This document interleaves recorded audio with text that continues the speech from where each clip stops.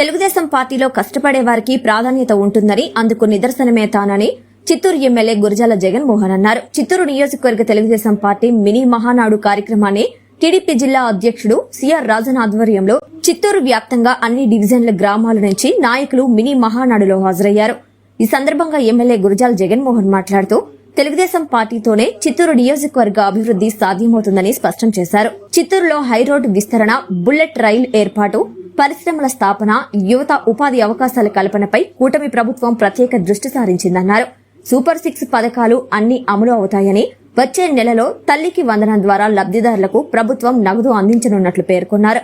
Mini మహానాడులో జిల్లా party అధ్యక్షులు సిఆర్ రాజన్, మాజీ ఎమ్మెల్యే సీకే బాబు, నాయకులు దొరబాబు, చుడా చైర్పర్సన్ హేమలత, చంద్రప్రకాష్, మోహన్ రాజ్ తదితరులు పాల్గొన్నారు.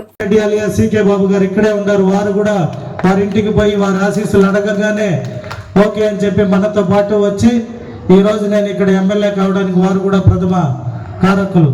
స్టెప్ బై స్టెప్ మన ఏఎస్ మనోహర్ అన్న ఇంటికి పోయా.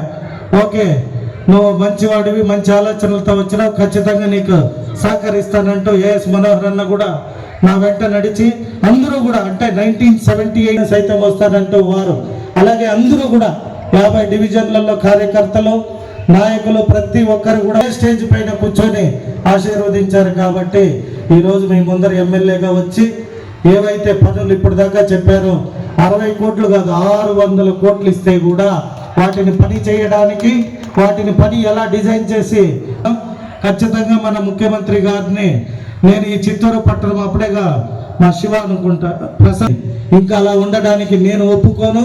అలా ఉంటే నేను ఇక్కడ వచ్చి ఎమ్మెల్యే అవ్వాల్సిన అవసరం కూడా లేదు.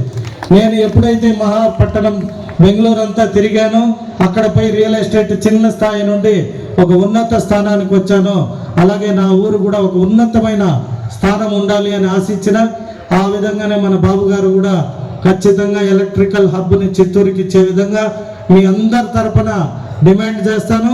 ఉద్యోగం లేదు, ఇక్కడ చదువుకున్న వారు ఖచ్చితంగా చిత్తూరుకి ఎప్పుడైతే 2 హైవేలు వచ్చినాయి, ఎక్స్ప్రెస్ హైవే వచ్చింది, వందే భారత్ ట్రైన్ రాబోతుంది, అలాగే మెట్రో ట్రైన్ కూడా రాబోతుంది, బుల్లెట్ ట్రైన్, ఇలా అన్నిటినీ కూడా మన చిత్తూరు రాబోయే రోజుల్లో చక్కమైన స్థానంలో ఉండబోతుంది.